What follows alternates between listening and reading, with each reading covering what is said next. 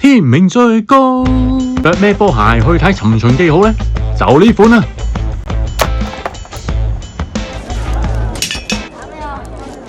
咦喂！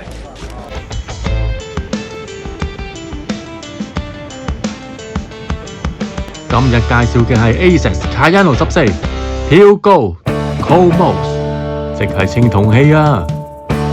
睇片嘅同時，請俾多啲支持鼓勵我啊！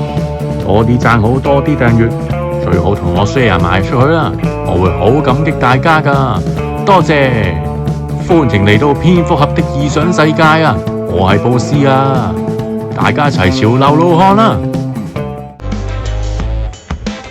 呢款鞋啊，我上年喺東京入手嘅，香港真係揾唔到有啊！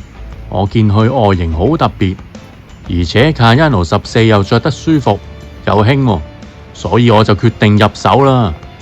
近排我成日着噶，着去睇《尋秦記》就啱晒啦。cream 色鞋帶真係好似龍蝦伊麵啊！鞋身主色呢係用咗3隻色嚟呈現嘅，分別係古銅綠、舊花金同埋 cream 色，3種顏色嘅組合啊，真係好似秦朝嘅青銅器啊！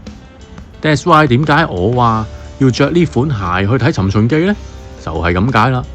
呢隻古銅綠色加埋呢個舊花金色，好有 vintage 嘅感覺啊！因為佢個創作理念就係古董青銅花樽啊！呢啲甩漆金真係好有 feel 啊！唔係2層 layer 噶，大家唔好誤會啊！唔係着成咁噶。喂，佢啲甩漆金去到鞋舌位嘅喎，無論中底定係中底嘅 gel 都係 cream 色噶。呢3隻主色加埋好有化學反應啊！鞋墊呢都係 cream 色嘅喎。至於鞋底就係古銅綠加埋 cream 色。整體嚟講，同一般嘅 Kayano 14呢冇好大分別。不過呢個外形就好出眾，好特別啦。咁耐以嚟，我淨係見過一個人着過嘅啫。由於我呢排狂着佢啊，你睇啲鞋底俾我着到咁蝕啦。其實我一早已經開過箱介紹過俾大家噶啦，有興趣可以睇翻以前條片啦。今次我藉住《尋秦記》上畫，再為大家介紹一次，因為我唔知我呢對鞋我會着多幾耐啊。係時候清咁啲鞋啦。值得一提嘅就係個 toe box 位，同一般嘅 Kayano 14有啲唔同嘅，唔係網布嘅。拎另一隻金色嘅 Kayano 14對比下，大家就知道咩事啦。雖然呢透氣度係冇咁高啊，不過着落呢又唔係好覺喎。相反呢，防水能力亦都高咗喎。影幾張沙龍先。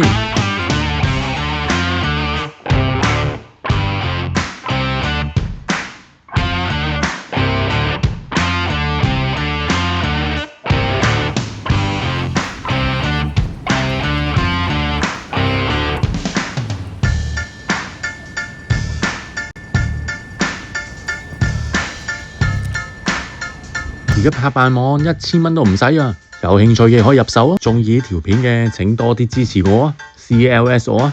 我哋下集再見啦〜